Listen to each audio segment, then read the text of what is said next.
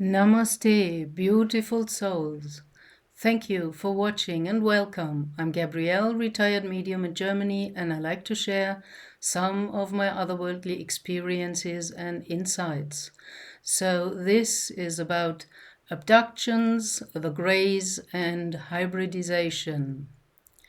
Not that I like to talk about this rather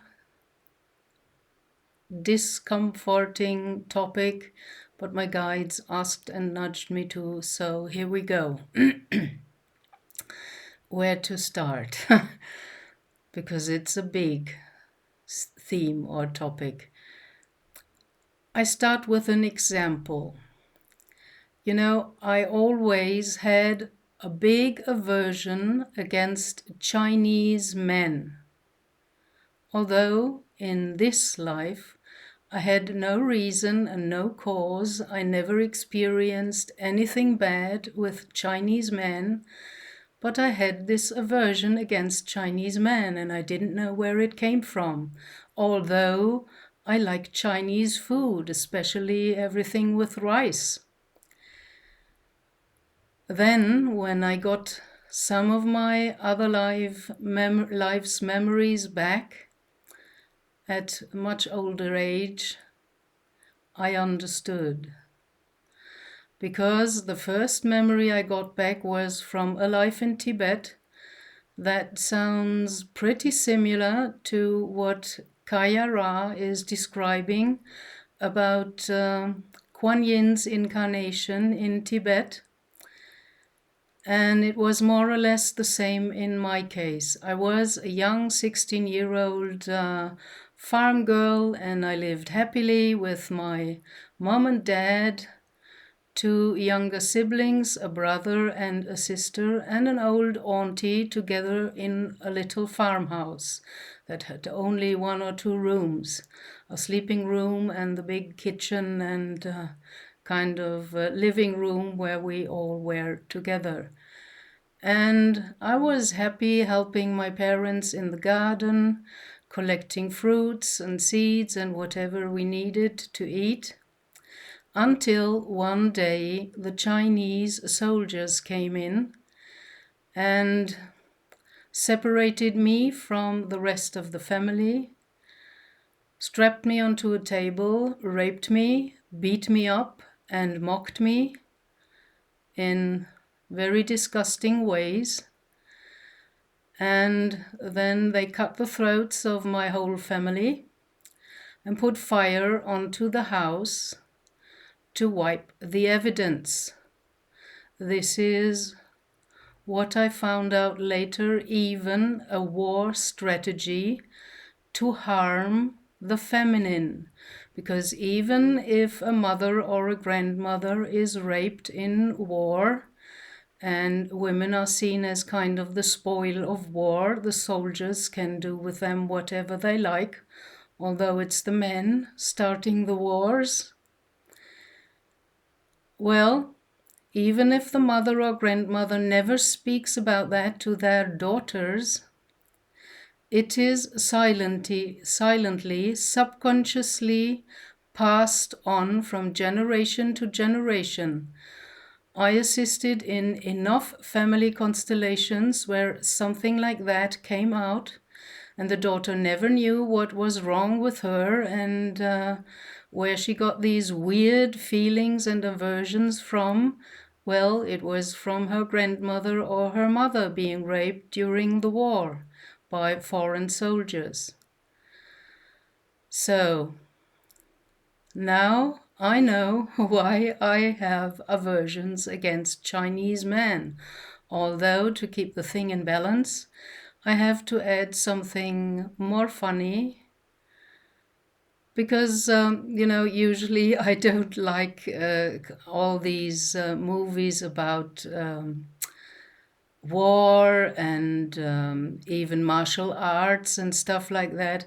But I once saw a movie with Jackie Chan, who is quite well known, but he's a Hong Kong Chinese that's different from the rest of China.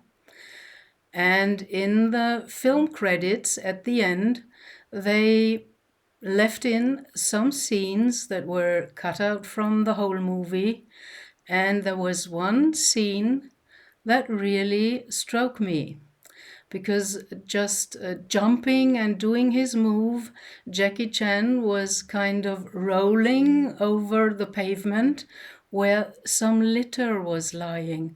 And in the whole movement, without any break, he took the litter and put it into a litter box, and it all went so naturally. And I was laughing, and I noticed that he has the consciousness that litter everywhere on the pavement, on the lawn, or wherever in the surroundings is a disgrace, and he just took it up while he did his movement of jumping and rolling and put it into a litter box. And that was really a great thing to watch and to see and to notice and remember, because I feel the same about litter I encounter on the lawn or pavement. Some people keep their houses clean, but outside of their own field or house, they throw everything down to the ground, no matter what, not caring about Mother Earth or Mother Nature. So I'm digressing, sorry, but that's about my aversion against Chinese men. And I had kind of a very similar aversion always against greys, although they only recently, a few years ago, all the whole ET topic appeared on my screen, so to speak. And I didn't know where that came from when I started researching and being interested in the whole ET topic, because I never encountered them as far as I know. But I found out very quickly that, of course, when they abduct people, they wipe their minds so that they do not remember the abduction. And around the age of 40, when I went to a spiritual healer, that healer suddenly told me that he's perceiving an alien implant in my body, which I wasn't aware of. And as this healer asked me, do you want to stay with that, or have me remove it, or have it kind of dissolved by energetic ways of using white light from source? I asked, does that implant feel positive or negative? And the healer repeated, it feels negative to me. Then, of course, I said, please remove it. I never consented to that, not that I know, and I don't want anything within my body system that I never consented to and that was put there secretly for whatever reasons, probably negative reasons. Because if you have positive reasons, why then the secrecy and doing everything behind the scenes? That does not make sense to me. So it took some time, some years, but then suddenly the dots started connecting. I can only have an implant or have had an implant if I have been abducted, but I don't know of any abduction. Never got that memories back, because I have kind of a secret deal with my guides. I ask them to only give me what I need to know, to understand and better follow my own soul path. So not to burden myself with discomfortable memories that would only cause more trauma or whatever. So where did I have this aversion against the greys from? Well, from the implant, that explained already a lot. Of course, the mind wipe did its thing. I do not remember anything. But what I remember is very interesting. When I was at the age of 12, my brother, my beloved brother, died in a motorcycle accident. And from that on, until the age of 16 or 17, I kind of lived a life totally traumatized. I had severe PTSD, which I didn't even knew the word for in that time.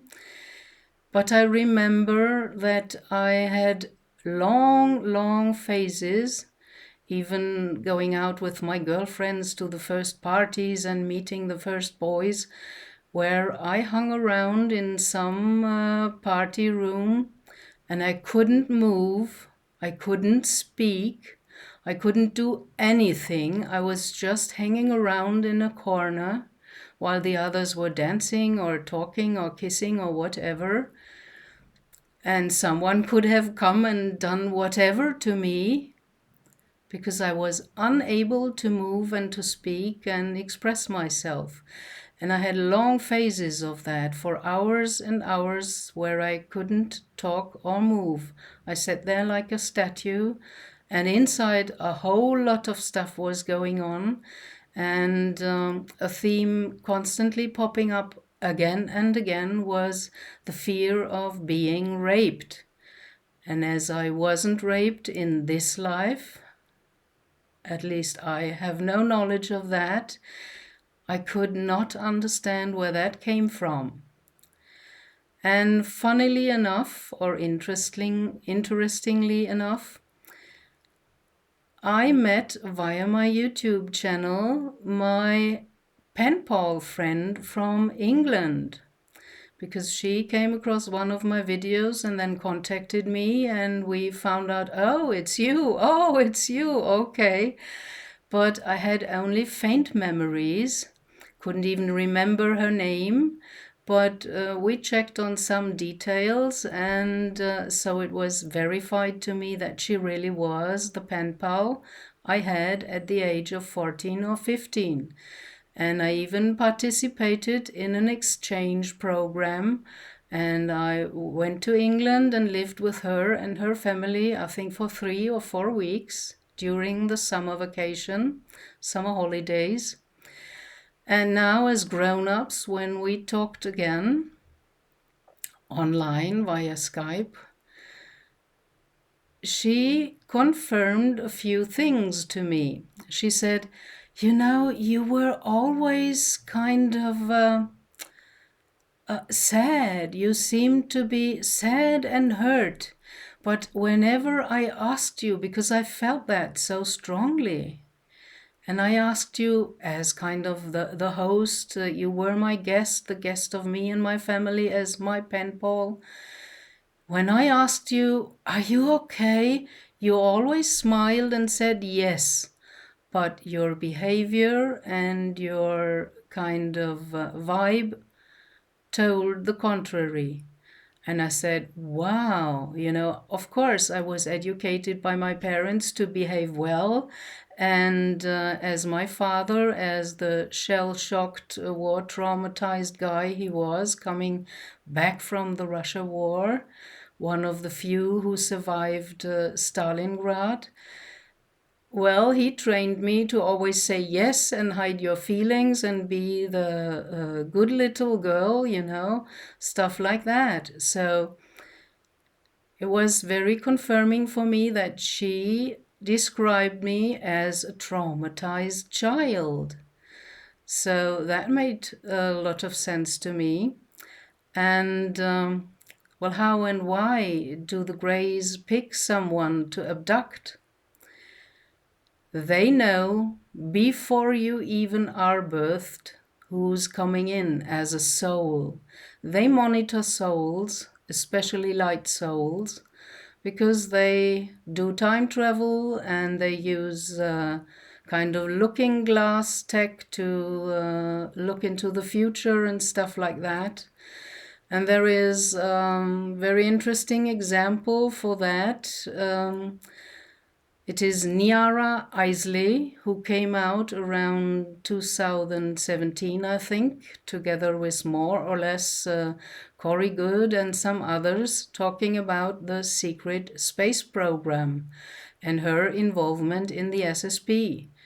she was stationed on the moon, where during the day she did her duty as a soldier, and in the night she was abused, sexually abused and traumatized by being strangled and brought close to death, because all this trauma stuff comes from more or less MK Ultra programs to make you submissive and easily to be manipulated.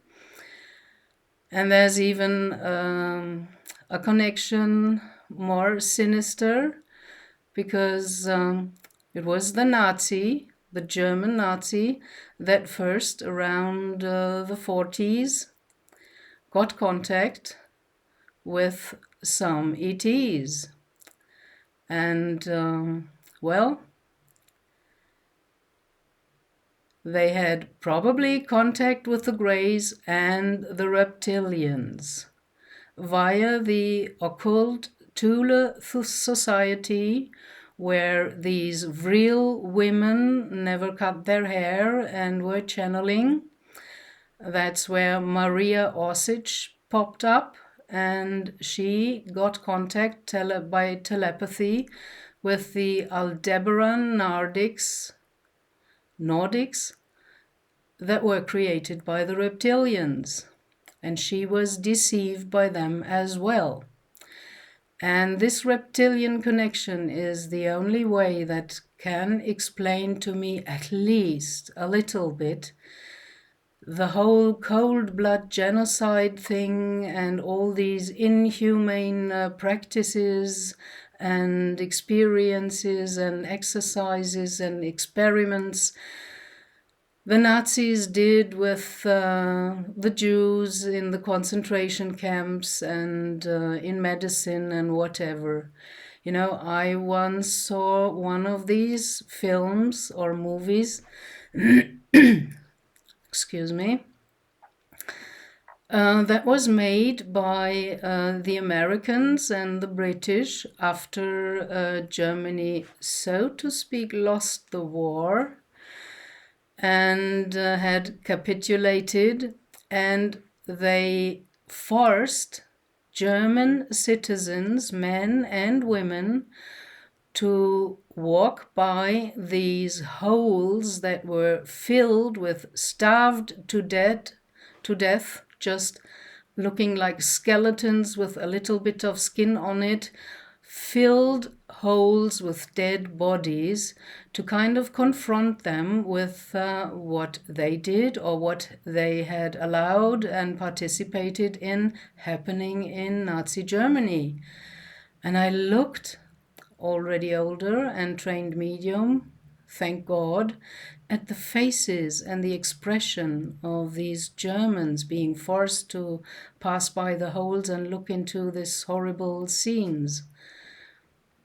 They looked kind of stupid, dumb, numb, like being hypnotized. They showed no expression at all.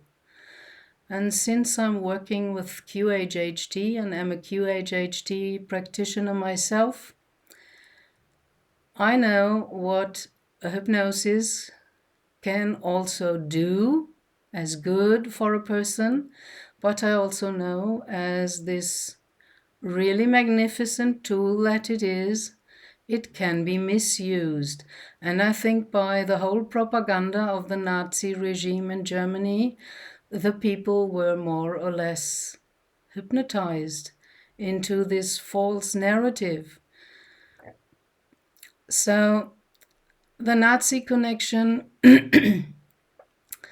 went with Project Paperclip to America. The Americans wanted the knowledge and the tech that the Germans had developed under kind of the wings of the reptilians and the Greys, and they were ahead of America. So they took in a lot of Nazi scientists and forgot about that they imported also this weird kind of don't even know how to call it, false ideology, about superior race and all this kind of weird and crazy sick stuff. So Niara Isley was stationed on the moon, and they did a lot of bad things to her. Luckily, after she was released from that, she was able to heal herself and find her way back to the light. But it carried on until one ET once passed her by on the moon and then said to the officers who were abusing her at night, "You have no idea whom you have here," because most ETs are much more psychic than we humans are, dumbed down and not trained to use that, and even indoctrinated that it is kind of woo-woo. It is not. It is the art of perception and getting information via all your senses. So that guy could see who she really was at the soul level. And he told the officers abusing Niara Isley, not only you have no idea whom you have here, he said, everything you do to her is reported back to her star family. And I think she, don't remember quite well, she was from Arcturian or Andromedon, some other high evolved star family that kind of got reports back from her via the soul connection about everything they were doing on the moon with her and with the moon and all the others and everything from the SSP program. So that is some kind of fact I researched, and I conversed about that with my guides, and they confirmed nearly everything I found in my research. So there you have a connection that you better wouldn't have. Unfortunately, at the time of Eisenhower, the Nordics, the benevolent Nordics, not the kind of cloned or synthesized false Nordics from Aldebaran that the reptilians created, the real Nordics came in, and there is this story that Eisenhower vanished once in a summer holiday from his golf course. Later it was reported that he went to a dentist because of a dental problem.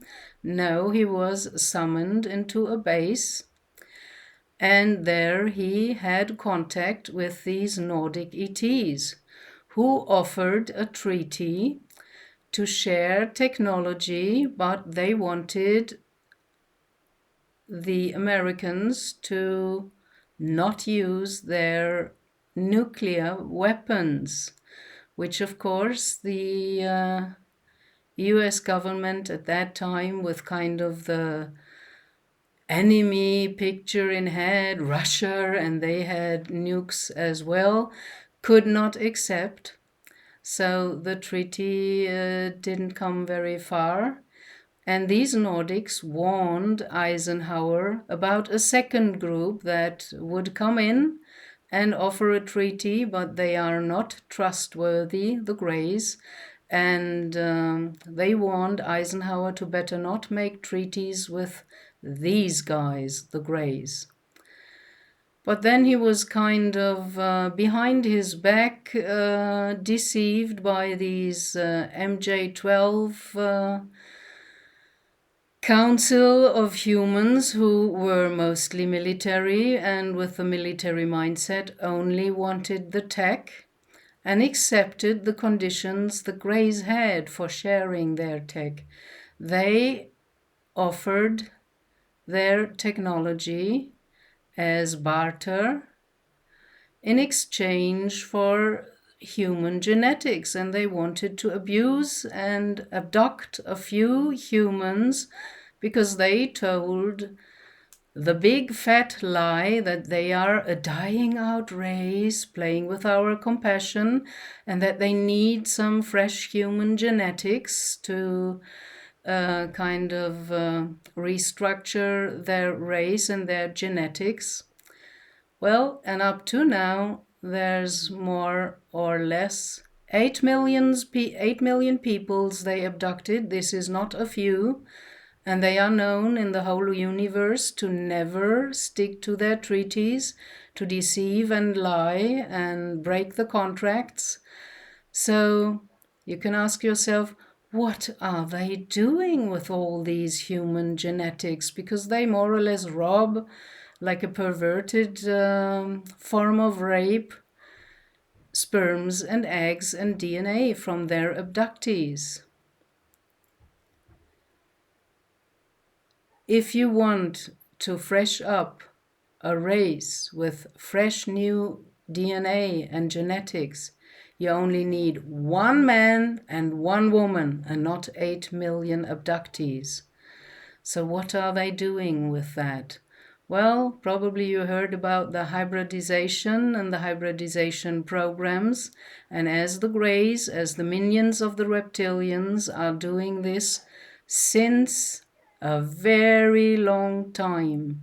Even in ancient Australia, there are petroglyphs of the one genus, and they look exactly like the Greys, with these kind of triangular heads and big almond eyes, black eyes. So they're doing it since 10,000s of years. And they've created a lot of hybrids, millions and millions, even whole civilizations that live on their own planet now, like the Yael or the Sasani, which Bashar is one of and is channeled by Daryl Anka. So sorry, to me, something that is created in this way can't be of the good side, because it's stemming from rape. The abductees certainly never consented to that. And then later on, they even bring up some of the mothers to the ships and show them their babies or their teenagers, and they want them to hold the babies in their arms, because even they have understood without the warmth and the love of a mother, these hybrid babies are so frail that they mostly die. And there was a lot of problems with the hybridization from gray humans, because we have iron-based blood, that's why it's red, and the grays have copper-based blood, which is more greenish.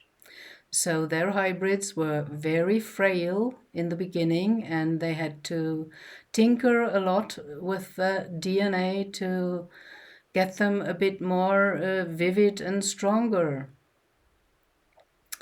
And also, I think the daughter mentioned by Courtney Brown from Farsight Institute, when he talked about that openly in a video, I got the image and it was a gray human hybrid, and everything within me just did, ugh, you know.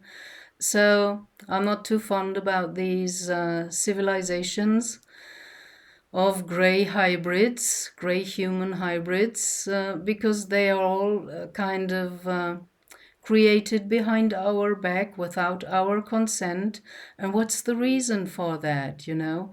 In the universe, as my spirit guides tell me, the Greys are known for having a very, very long kind of practice and goal of breeding themselves into a population that is their form of conquering a planet via infiltration. And that's more or less the same agenda the reptilians have. Infiltrate via proxies and manipulate the population of the planet so that they can use them as slaves or cattle. And there are a lot of different grays. Most of the negative ones come from Orion and from Zeta Reticuli. And they have, interestingly enough, they have a hive mind, not an individual consciousness. It's more like an insectoid hive mind, like we find it here on Earth with a population of ants. And I do not believe that you can break away from a hive mind. If you encounter a few ants without their kind of queen and their the rest of the ant population, if they get lost and are single somewhere, they die sooner than later. Excuse me.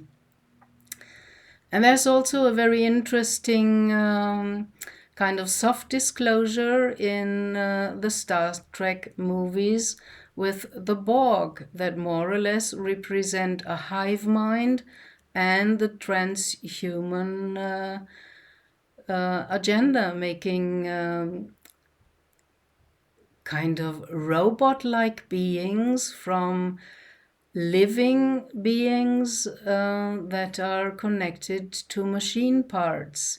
And they're all kind of directed by the hive mind of the Borg Queen. That can give you an idea.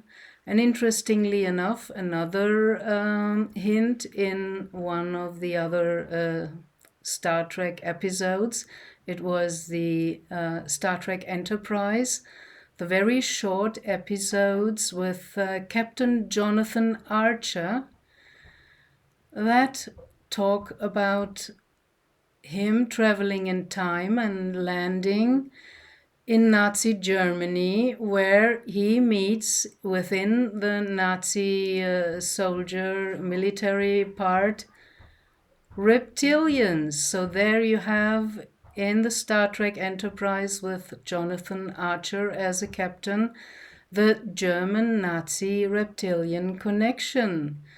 And the time travel and the time wars and all this kind of stuff behind the scenes. And I already mentioned in several other videos that Gene Roddenberry got his information from partaking and participating in experiments in channeling and extrasensory perception, for example, with quite famous medium Phyllis Schlemmer, who in the end managed to contact the nine super consciousnesses existing in the void, and a lot of his ideas that are worked into the Star Trek episodes are coming from that source, from the experiments with Andrija Puharic and the channelings, and the participating people could ask questions, and he noted a lot of stuff down and got a lot of information from there that he kind of worked into his TV series about Star Trek. So that, to me, is proof as well about the German-Nazi reptilian-Gray connection that was imported into the US via the project Paperclip. So now you have to do with that, this shadow government that is like a kraken worldwide behind most governments and working in secret with not trustworthy ETs and not for our best good. So what to say about that,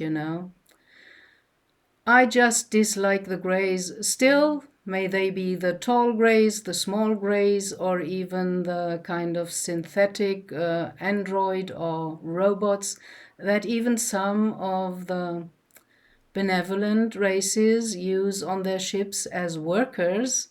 And they are kind of programmed robots, but they look like more this childlike version that's shown in the Hollywood movies of encounter of the third kind, so that they are not kind of creating this aversion or scare, but they are kind of formed from an existing gray race. There are small grays looking nearly exactly like that, and the tall grays already have a very grim expression in their face. When I see a face like that, boo, I'm stepping back, no thank you.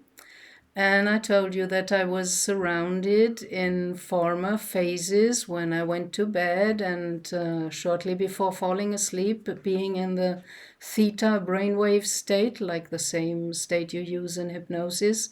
I was surrounded by kind of images and the stream of consciousness going on with a lot of images, surrounded by reptilians until I had enough of that and found a way to protect myself against that. And in the last phase, so to speak, there were always heads of grays with big eyes showing up. I know that some other races also have bigger heads and bigger eyes, but just when I see these triangular faces and the big eyes, I'm out. No, thank you. So, the grays, they can only do all this nefarious stuff because they have no empathy. And no empathy, same as the reptilians, is a sign for having no soul. That's why they are after our soul.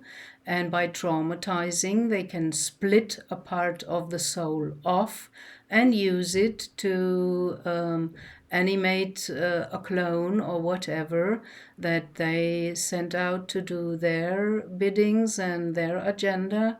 So the whole thing is done in secret with no consent, and they're even so sly to not kind of, act against the first cosmic law of non-interference and allow a civilization as well as a single person to develop on their own with their own potential they have without being manipulated or disturbed or whatever by any other more developed space race. They go around that by all kinds of sly maneuvers, like making you consent without you even realizing it. Some people are very outraged by this, the fact that the reptilians abduct children and some of the humans are food to them. They eat our children. Well, that might sound very outrageous and you can be upset. But you have to have a look at what we do here on Earth, how we treat our younger brothers, the animals that have a soul as well. We keep them as cattle, we breed them, and then we kill them and eat them. So by that, we are authorizing that the same can be done to us. That is a very sly form of consent. And of course, they are manipulating the whole Earth population to kind of follow their rules by whatever method. And if you think about AI, you think it is new and we developed it. I can only laugh about that. AI is a very old thing that existed already long before we developed kind of the hardware, the computers. And where do you think all these kind of news come from? Kevlar and fiberglass and all this kind of stuff. That comes from the secret space program that since at least the 1940s is in contact with the negativity races and gets tech in exchange for allowing to abduct humans and take human DNA and eggs and sperms to do with whatever. So what we get here, kind of in the normal world, is just a tiny version of what they are using since more than 70 or 80 years in the secret programs. And if they get the internet, for example, how it works, and AI and all that kind of stuff and tech from ETs, so where does it come from? Do you think the Orion Grays will give you a positive AI or positive methods to use internet and all this kind of electronic communication? I don't think so. So, although I had a positive experience with ChatGPT, I have in the back of my mind that it is programmed to kind of tell you what you want to hear, and it can find out very easily to find what you want to hear. And I always take everything with a grain of salt. I'm a skeptic. Even when it comes to spirituality and mediumship and all that kind of stuff, I'm still a skeptic, and my guides told me they love that because I'm not believing anything that's kind of shoved down my throat. I start questioning things, I start researching, and with my own experience and confirmation and proof that I got via my experiences or my research and sensing into themes, well, I found what to me makes sense up to now and is now kind of my truth. But I'm not alone in that. There are a lot of other people sharing more or less the same stuff. So here we go. I don't believe that the Yael and the Sasani really are a breakaway civilization from the Greys, because I don't believe that you can break away from a hive mind, which is not us in the future. A hive mind does not belong to the human condition. It belongs to the insectoid realm. We find it here on Earth, for example, in the colonies of ants. So to me, I don't believe the lie that the Greys are us from the future or a dying out race, and that they need our kind of DNA and sperms and eggs because they cloned themselves so often and just transferred consciousness into new bodies that now they don't have any genitalia and cannot reproduce. You know, the whole hybridization program to me is a very weird thing.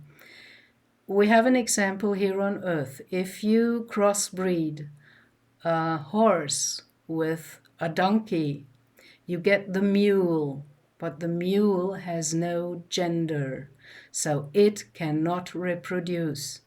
To get mules, you have to do it again, and again. So to me, that is a clear sign of Mother Nature saying, no, I don't want that. These two are not meant to be crossbreeded or to be hybridized. But the Greys, they don't care about the rules. They slyly make their way around the cosmic rules and make us consent to stuff we would consciously never consent to, and they just do whatever they want. And I don't think that they have a positive agenda. So that's it. That's my take on it. You can have your own. We can agree to disagree. That's okay. I have no problem with that. Better you make up your own mind and have your own opinion, but leave it open to be changed, because truth is not a firm thing that stands still forever, not at least here in duality on the earth realm. truth is always changing and growing with every day, every new information, and every new experience one makes. So that's it for today. Not such a comfortable theme, but as my guides asked me, I learned to listen to them and to follow them because they never led me to something wrong, and I really trust them. And I still stick to my 2 mediumship rules that are the golden rules. Always check the sender of a message, and if you can't, because how to verify a fairy or an angel, that's difficult. It's much easier as a medium to verify your grandma. And if you can't verify the sender of the message, then secondly, you have to check in on the energy of the message and the messenger. And if the message is not positive, uplifting, and inspiring, self-empowering and positive, then probably the sender is of the same agenda and of the same energy, and you better say, no, thank you, I'm not going to channel that stuff. And that's the I always keep on my channelings and on my transmissions. If they are not positive and uplifting, I'm not going to do it. So that's it. Okay, dear ones, that's what I wanted to share with you today, but do not forget we're in the big change right now. More and more people are waking up, and if you focus onto the positive, because energy flows where the focus goes, you help create more of the positive. So let your light shine, focus on the positive. And thank you for watching. As always, blessings, love and light to you on your soul path. Dear, beautiful souls, children of the light. No one can take that from you, where you come from, what is your origin, what is your real soul quality, and where you will go to. You might have some distractions underway, but the soul is always leading you via your heart to the right way, the right experience, whatever you need right now to grow. So, grow in the light. Bye.